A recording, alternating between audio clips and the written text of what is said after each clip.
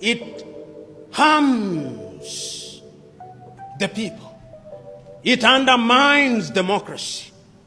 When competition is not about ideas, is about who has the deepest pocket, then the country cannot grow. I'm therefore this morning submitting to us that we are in a bad space in many African countries as regards the quality of the politics that we operate. And it's not lost on me that in many African countries today, politics is about life and death. And the competition is cutthroat competition, and throats are actually cut. I'm not speaking figuratively. Throats are actually cut in political contest. Has it not been lost on you that in the recent past, in very few African countries, do you ever hear in many African countries that a loser has picked a phone and called the winner and said, "Brother, we had a good competition. The people spoke." The lingua franca after every African election is won. The elections have been stolen, they have been rigged. So in Africa, elections are either stolen or rigged. They are never lost nor won. And why? The reason is very simple. It is cutthroat. It is not a competition of ideas. It is a competition for occupying a lucrative casino so that the political office, the state house or the government house is a casino where gambling is perpetuated on a daily basis. And everyone wants to be in control of that casino. So until the day that we are able, Mwalimu Nyerere saw these things. He said, he said that State House is a holy place. He said, in Kiswahili, he said it better. He said, Ikulu ni mahali patakatifu. Ikulu ni mahali patakatifu. The State House is a holy place, and we must never convert it into a den of thieves. And one can extend that to Parliament. Parliament is a holy place, and it must not be a den of thieves. We must not build governments where we have Alibaba and 40 thieves. In fact, they are no longer 40. Since Alibaba went there, we now have Alibabas and many other thieves. Until we eliminate Alibabaism from our politics, we are going nowhere. And as I conclude, I want to submit to us that there are ways of ensuring that we eliminate commercialization from the political arena. I know that there are many things that have been done in different countries. There were times when we thought that we should limit electoral expenditure, which is a good thing. We ask people how much you spend in election. We know what it is that would be expended when you are a presidential candidate, when you are a member of parliament, when you are a councillor. But there is a sense in which Chinua Achebe was right.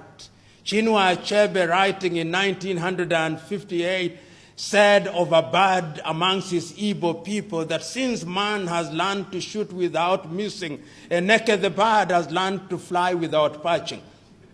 So there is a sense in which now that we have made the laws, the politicians have also perfected the art of ensuring that they expend beyond the prescribed expenditure without being caught. But that is a step in the right direction. The other one is sensitization of the people. The people themselves must be sensitized. I said at the outset that one of the problems in Africa is the assumption, and I want to repeat to us, perhaps we are the better lot, but there is a sense in Africa in which the politician, whether they say it or not, actually believe that we, the electorate, are a bunch of nincompoops. They believe so. Many African politicians actually hold the electorate in great contempt. They think we don't think. And because they have hypnotized us in countries where ethnicity has taken root, they remind us that, if you elect me, then our tribe is safe. If you elect me, then it is our tribe's turn to eat. So we believe that even if he is a thief, he is our own thief. I'm saying that what we must realize, whether we are in Uganda, whether we are in Kenya or Ethiopia, what we must recognize is that going forward, when we don't have good roads, those good roads, when we don't have good roads, the bad roads will affect all of us. It doesn't matter which tribe you come from. When you can't get medicine in hospital, it is not because of your tribe that you'll get treated. When you don't have good schools, the schools are bad for everybody. And therefore, the time for us is to wake up. I'm now beginning to see people waking up. Look at what is happening in Algeria. The Algerians are telling their leader, oh, you may have been God's gift to us, but even the gods are now tired.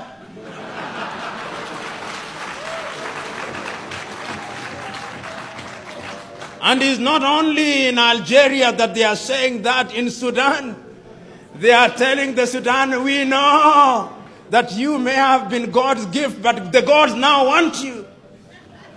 In South Sudan, which has been at ease for a long time, just this weekend, the two leaders have now recognized that the matter is very spiritual. They have gone to the Vatican for a spiritual retreat.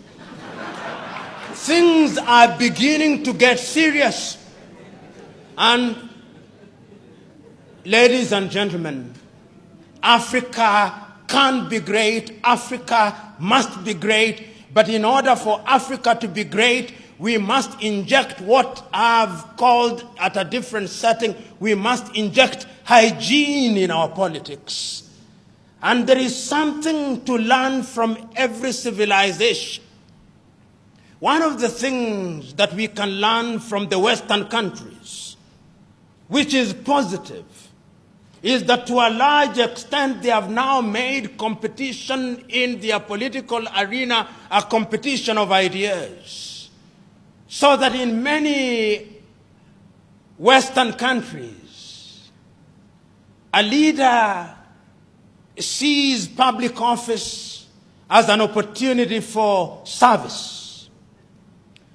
So that when there is a vote in the United Kingdom as to whether they should leave or not, and they vote to leave, the young David Cameron leaves office.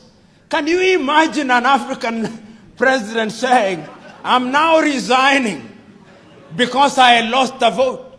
He'll say, I did not vote. It is the people who voted. They do it, and there is something to learn from it. Look at what is happening again in that area of Brexit. Their prime minister saying, if you approve my plan, I will leave office. Oh, Mother Africa, where are your sons and daughters who are capable of saying that, Mother Africa? We can learn from the West. That is a competition of ideas. Go to countries such as the Netherlands. The prime minister rides to work. Oh, Africa. If you should see the convoy of an African minister, not a president, I'm not touching the presidents. The presidents are in a different world. The African minister. The African minister will never queue. Oh, he's anathemic. Oh, the African minister is a demigod. Oh, Africa. The African counselor in your rural home, when they go to churches, not even if it is not their denomination, they saunter to the front seats. And even our latter-day clergymen will invite them to share their wisdom with the people, even if we know that they are village fools.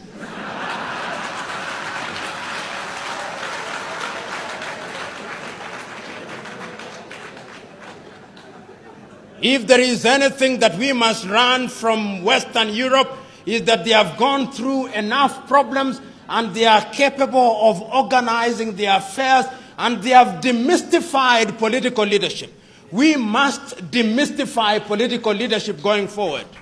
And once we do that, and I think we can do it because I can now begin to see something happening in Africa. Young Africans are beginning to ask searching questions. Africans are beginning to recognize that corruption is a cancer in our body politic. They are beginning to recognize that those who want to buy their votes don't mean well for them. They are beginning to recognize that there is enough money to change their lives if the thieves are eliminated from the political arena. They are beginning to realize that commercialization of politics is a threat to democracy. They are beginning to rise up. And I think that those who have not smelled the coffee will be surprised. They will be surprised when the ground moves from under their feet.